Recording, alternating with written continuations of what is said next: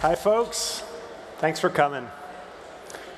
We're here to talk about Crashlytics and how Crashlytics can help you move quickly, even as your app is scaling. I'm Mike Reed. I'm a developer on the Crashlytics product. And hi, I'm Shobhit Chugh. I'm product manager for Crashlytics. To compete, you must move fast. You must release features as fast as your competitors. The stakes are high. Now, if you're a fast-growing app, you might remember the early days. You know, when you just started off, and you started with an idea, you ran some experiments, you started to get some initial traction.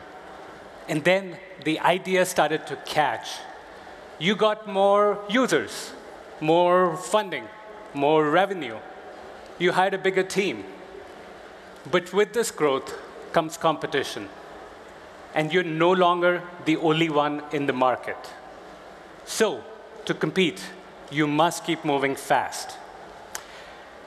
But as you grow, you often become more risk-averse. And we've found 4 factors related to app stability that cause teams to slow down as they scale. Let's look into them.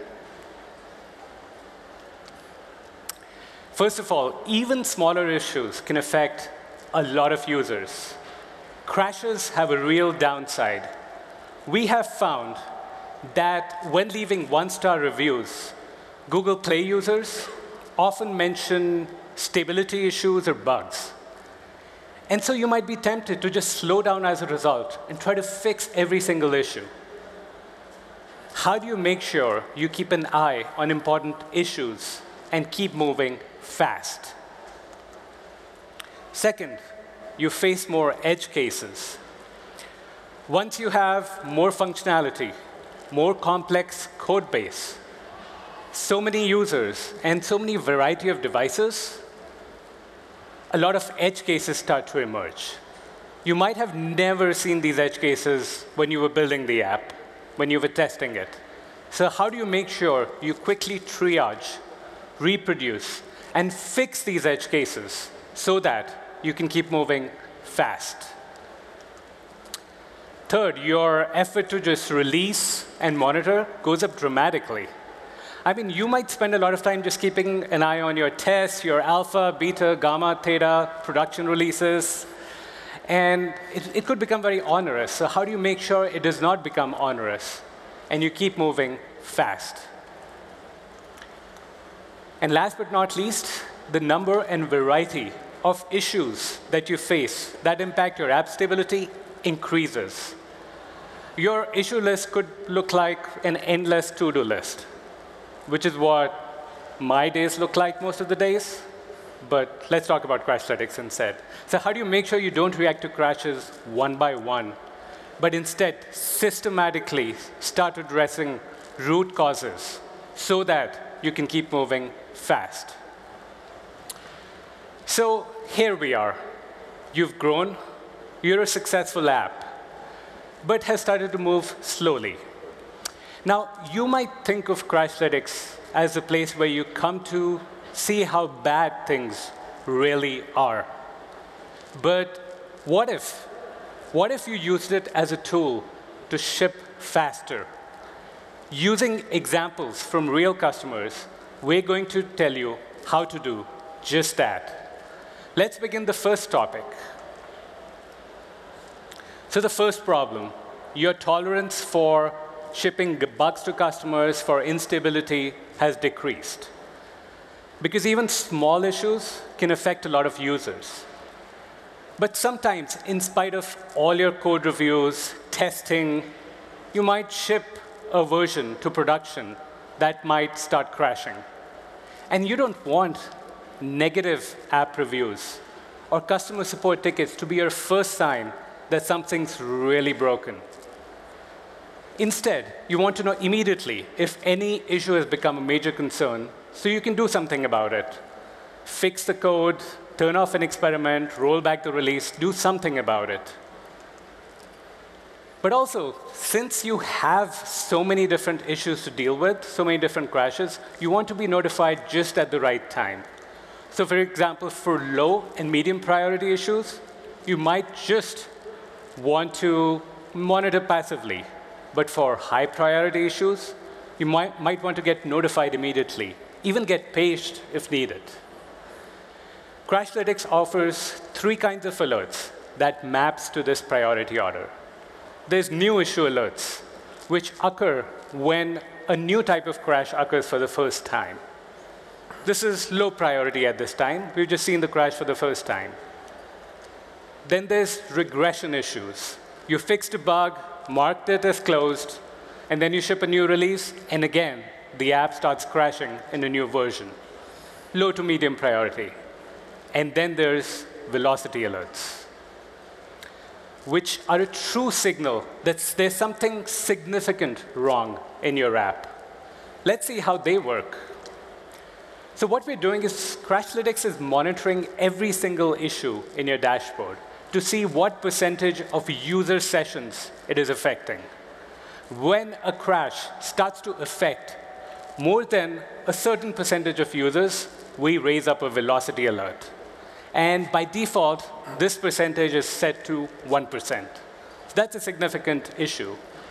Earlier this year, we also launched the ability to fine-tune this threshold so that you can change it based on your app size, your workflow, your particular needs. Now let's see how a customer uses these alerts to keep moving fast. Swiggy is one of India's largest food delivery services.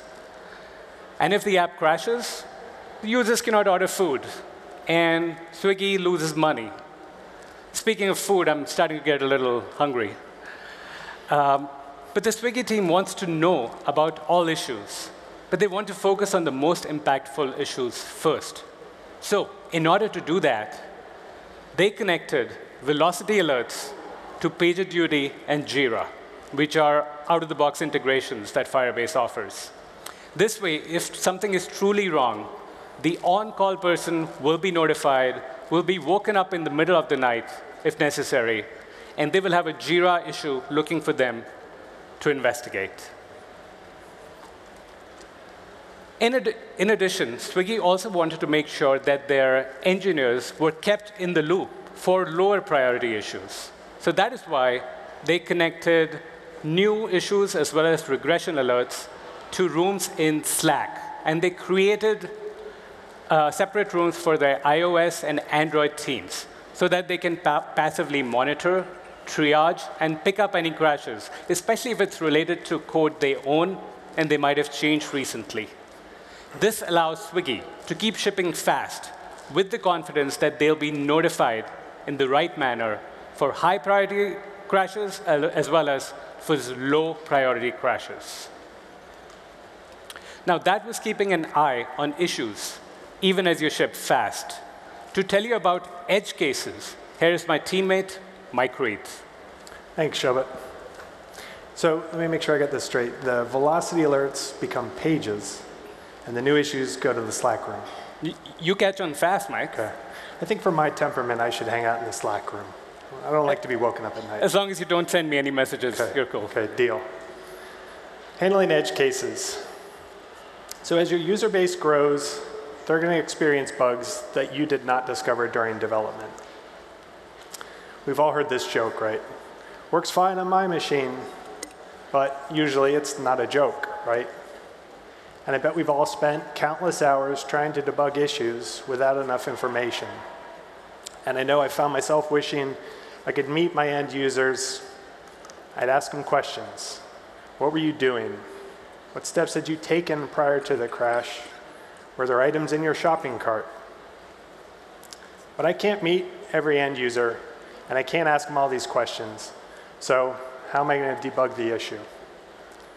Well, we want to know what caused the crash, and we can see this through the stack trace, right? It shows us which line of code caused the crash. But stack traces aren't the whole story. What's also important is the state of the application and the steps taken leading up to the crash. And Crashlytics can help gather this data. So we have 3 tools that help developers capture state and sequence of application usage prior to a crash. So let's see how we can use these tools to find and fix edge cases quickly. So back to our questions for the end user. One of them was, did you have items in your shopping cart?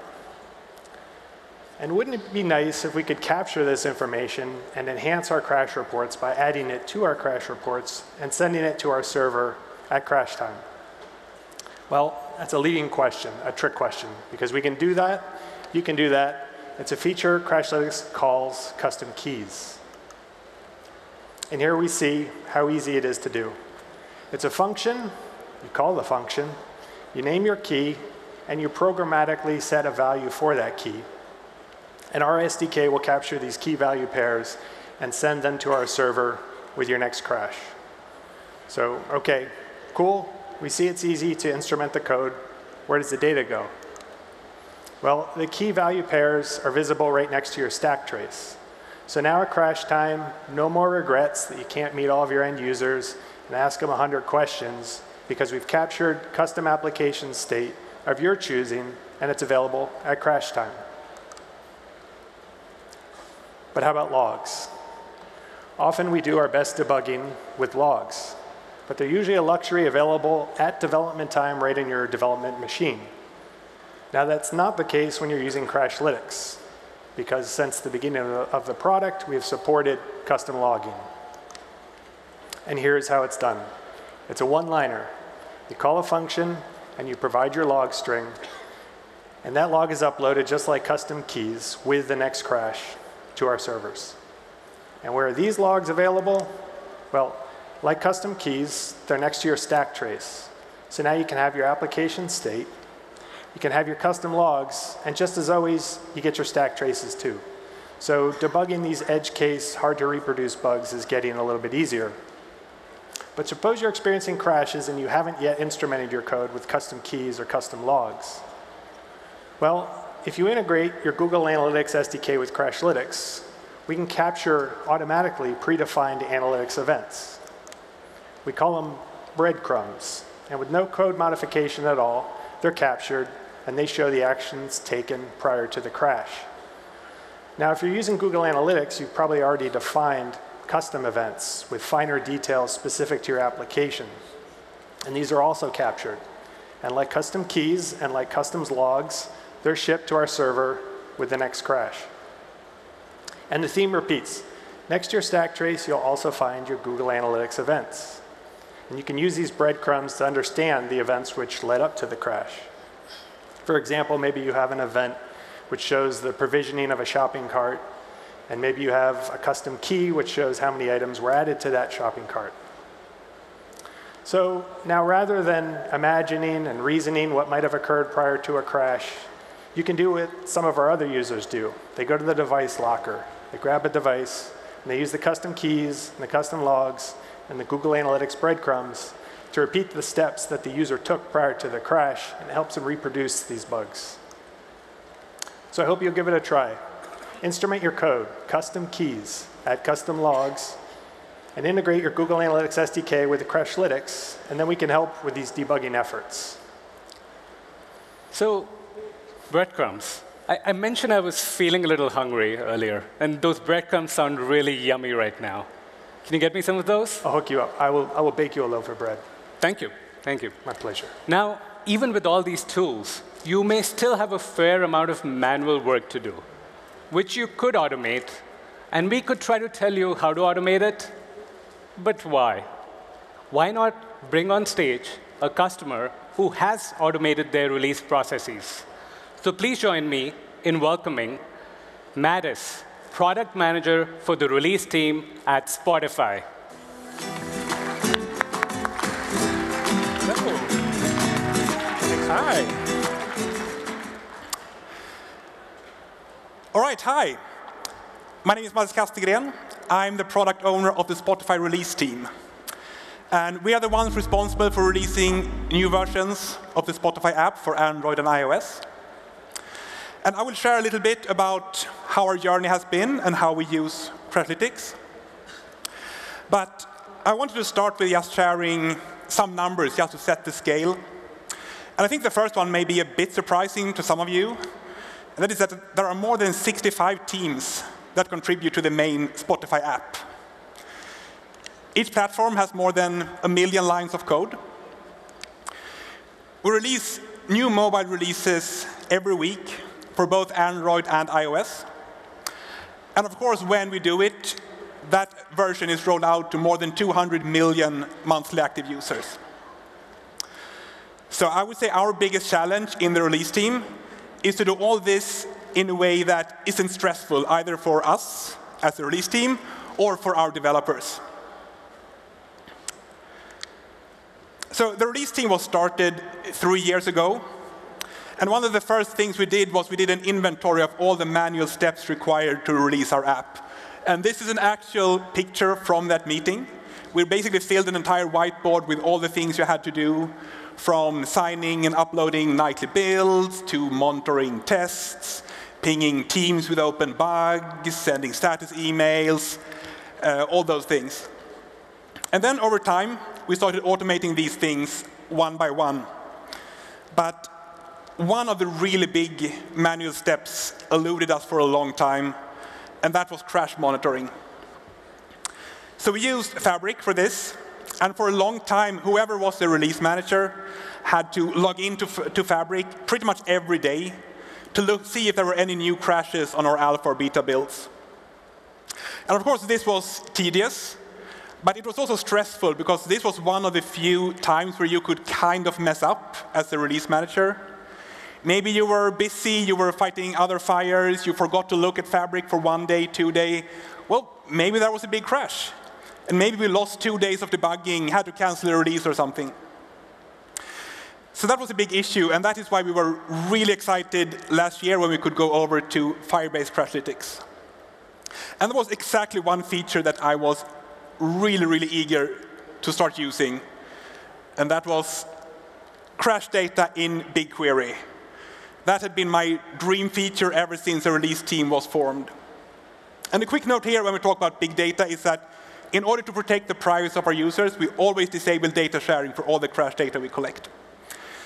But anyway, having direct access to the crash data has been a game changer for us in the release team. We let Crashlytics handle the gathering, the grouping of crashes, the visualization of individual crashes. But apart from that, our automatic tooling now does everything. The release manager never has to log in to Firebase. Our tooling will monitor incoming crashes for alpha and beta builds. We have exact rules for when to file tickets. And we can even use the stack trace to assign those tickets to the right teams. And I want to end with a quick screenshot of what we're working on right now. And that is to take the crash data from Crashlytics and actually integrate it into our own tools. So this is a screenshot of our own tooling where you can list the crashes for one specific team, and it is shown in the same tool where that team would look at backend requests or test results. And to me, that is the power of Crashlytics in Firebase. You have a UI with a lot of really powerful features that works for most apps and most use cases. But as you grow, you can start writing your own tooling and take full control of the automation any way you like. Anyway, that is what I have. Thanks for having me. I included my ancient Twitter handle. I haven't used it in years. But feel free to reach out if you want to discuss releasing at scale. Thanks for having me. Back to Mike. Thanks, Mattis. I love your app. Thanks. In fact, I use it all day long. Identifying broader trends. What do we mean when we talk about broader trends in the context of app stability and app quality? Well, as we know, the landing page for Crashlytics shows crashes sorted by impact, highest to lowest. But is fixing crashes one by one, top to bottom, necessarily the only way to pursue your bugs? Maybe not. It's a good start, but you may be missing an important quality signal if it's the only way you visualize your crash data and the only way you prioritize which bugs to fix. So if not this ordered list, then what? You have all this data. How can you best visualize it?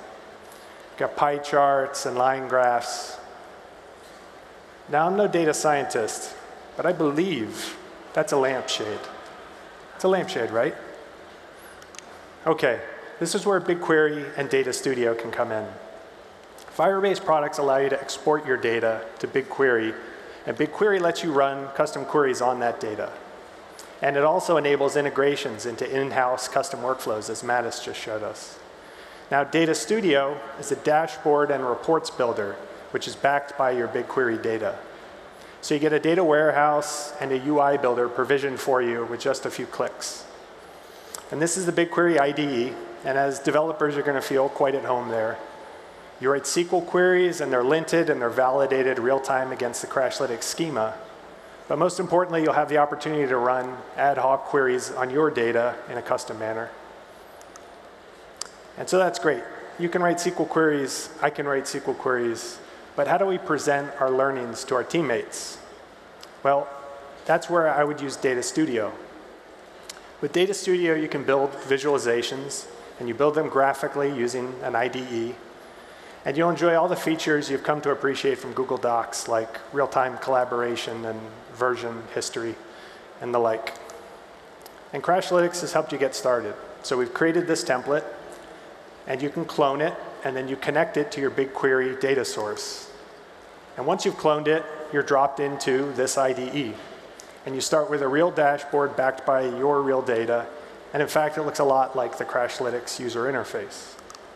But it's easy to customize. You can add new visualizations. You can choose charts from the pull down. Once you've chosen your charts, you can populate them with data by choosing dimensions and metrics graphically from the user interface shown on the right. And there's a style panel there, so you can round your corners and touch up your color schemes. And there we have it. So we've added a pie chart. And it shows that, in this case, 21% of our crashes are caused by the embarrassing null pointer exception. So we have some friends who develop an app. They have a nice large user base. And they use the default issue list, as we all do. But they were also interested if there were broader app quality issues spanning across their issues. And they found one by using Data Studio and applying the technique we just talked about. They added a pie chart. And it showed their issues grouped by exception type. And there was a surprise waiting for them. More than half of their issues were caused by out-of-memory exceptions. Now, they knew their app was using memory, of course, but they didn't know how much. And they were allocating heaps and maps and lists and queues, you name it, and it all adds up. And by using BigQuery and Data Studio, they could visualize the impact. So what would you do if you learned that half your crashes were caused by memory usage? Well, our friends, rather than fixing issues one by one, top to bottom, they switched focus, and they targeted reducing their memory usage.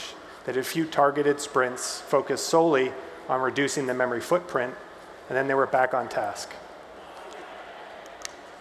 So with BigQuery and Data Studio, you can perform custom queries, and you can visualize your data and perhaps uncover problems that wouldn't be apparent in their traditional view of independent issues.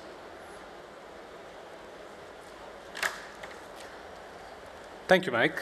You're welcome. I really like the lampshade.